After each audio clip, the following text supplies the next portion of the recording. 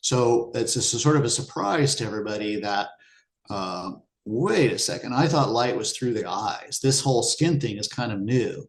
Only how long ago was it? 20 years ago, the scientists discovered these other eye cells as well.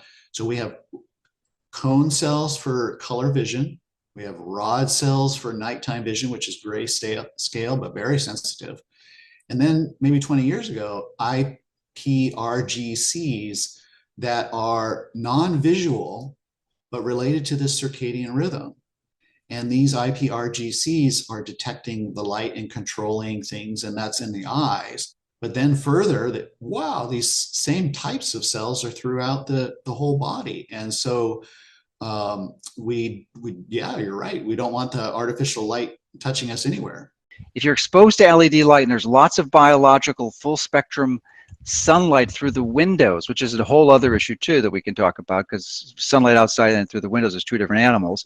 But if you have that as a component, it's not as biologically dangerous, because I believe that compensates, especially with the higher frequencies in the sunlight. But it becomes really dangerous at night.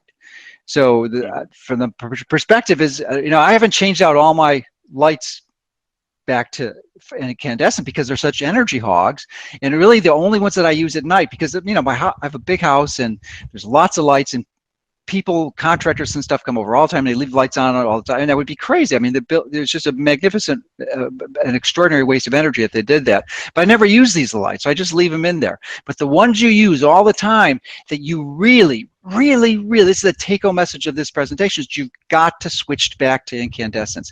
And not just any incandescents. These are incandescents that are clear, transparent outer bulb, not the ones that are coated with the white to give a cool white light, because that's going to, you don't want that. You want the 2700 degree Kelvin incandescent thermal analog energy source of that light. It's the only light I use at night. Now, personally, it's the only light source I use after sunset, and even then, once the sun goes down, I put on my blue blockers, and I neglected to keep them here now, but because it's the middle of the day, I wouldn't put them on. But I call them reverse sunglasses. I don't care what company you get them, get whatever. You can get them as under $10. You can spend $100 for them, get whatever you like. But the moment the sun goes down, these blue blockers go on, and even if there's incandescent sources. So that's my summary, and I'm wondering if you could expand and really amplify those comments. Yeah, it is definitely a good idea to keep away the short wavelengths in the evening, so after sunset, as you said.